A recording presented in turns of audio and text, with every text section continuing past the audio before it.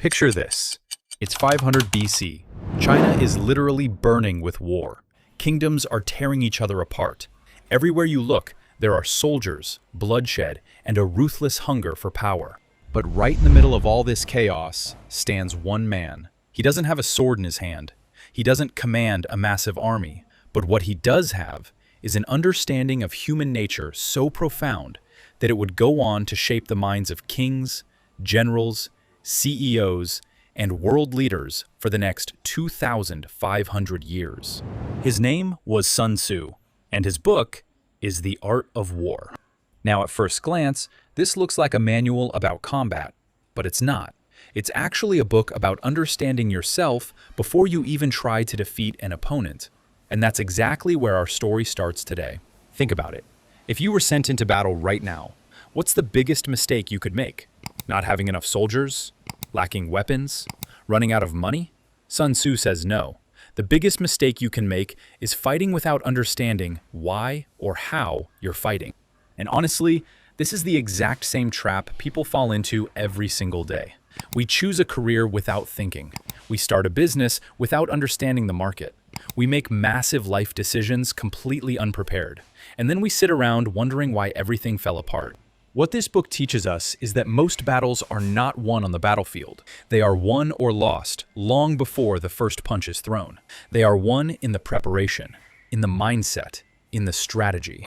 Imagine two people taking the exact same exam. One person studies consistently all year. The other crams the week before. When the results come out, everyone looks at the first person and says, "Wow, they're just naturally gifted." But it wasn't intelligence.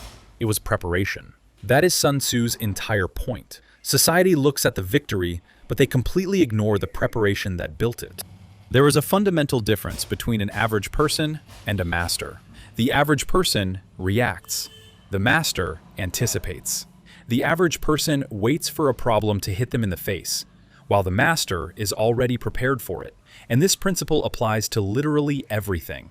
Your business, your relationships, your career, your money, and your health. There's a story of a king who asked his top general, "How will I know if we are going to win this war?"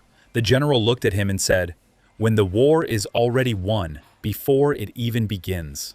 It sounds like a paradox, right? But what Sun Tzu is telling us is that winners don't actually try to win.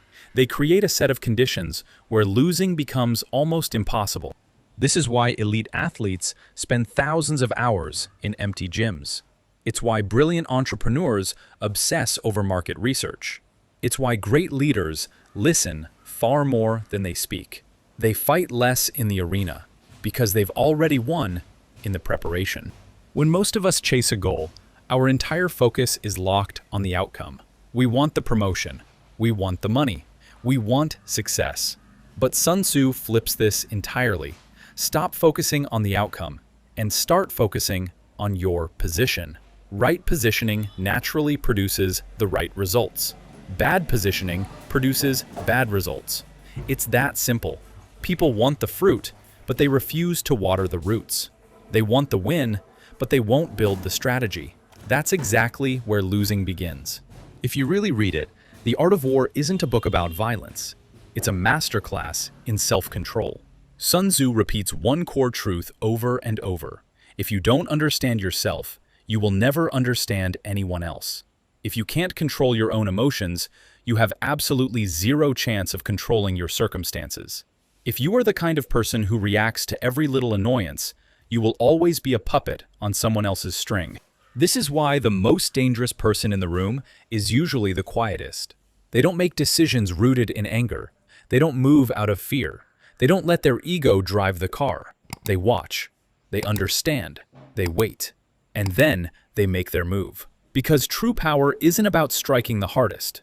Power is having the discipline to hold yourself back until the time is right. Today, we aren't fighting with swords, but we are fighting a daily war of decisions. And the person who wins that war is the one who stops reacting and starts strategizing.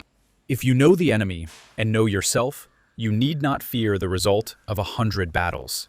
But here's the harsh reality. Most people don't even know themselves, let alone their enemy. They don't know what their actual superpowers are. They don't know what truly terrifies them. They have no idea what their breaking point is.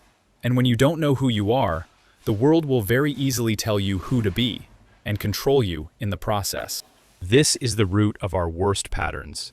The same toxic relationships, the same terrible financial choices, the constant self-sabotage. Your problem isn't a lack of knowledge. Your problem is a lack of self-awareness. Sun Tzu warns that underestimating your enemy in a war is fatal. But in life, the most fatal mistake is overestimating yourself. History is a graveyard of kings who drowned in their own arrogance, of massive corporations that got drunk on their own success, of leaders who started believing they were untouchable, right up until the day they lost it all. Why? Because ego makes you blind. Most of the time, your biggest enemy isn't the person sitting across from you. It's your own ego whispering, "I already know everything. I can't make a mistake. I don't need anyone's advice." The second you stop being a student, you stop growing. This is why observation is everything. Look first, understand second, act third. But the modern world operates in complete reverse. We react first, we regret it second, and we think about it last. You see a trigger on social media, you get angry, you fire off a reply, and an hour later you feel exhausted and regretful. That is modern emotional warfare. And most people are losing that war every single day. Imagine two armies facing off. Army A is massive. More soldiers, better weapons. Army B is tiny, scraping by on limited resources. On paper, it's a slaughter. But Sun Tzu reminds us that wars are not won on spreadsheets. Strategy scales better than brute force. History is full of underdogs crushing giants. Why? Because they didn't fight with muscle, they fought with leverage. Which brings us to one of the most brilliant rules in the book. Do not fight where your enemy is strong. It sounds obvious, but think about how rare this is. Most people let their ego drag them into direct, head-on collisions just to prove a point. Sun Tzu says that is foolish. The genius move is to force the game onto your own turf. If someone is a brilliantly charismatic speaker and you're naturally introverted, don't try to out-talk them. Win through deep, undeniable competence. If a competitor dominates a specific market, don't try to beat them at their own game. Create a new category. Build a new lane. Here is the biggest twist in the entire book. According to Sun Tzu, the ultimate, most glorious victory you can ever achieve is the one where you don't have to fight at all. Why would a manual on war tell you to avoid fighting? Because every conflict comes with attacks. It drains your time, your energy, your resources, and your peace of mind. Even the winner walks away bleeding. The smartest warrior exhausts every other option first. They negotiate, they plan, they find alternatives, they sidestep unnecessary drama. Think about how much this applies to your life right now. You do not need to win every argument.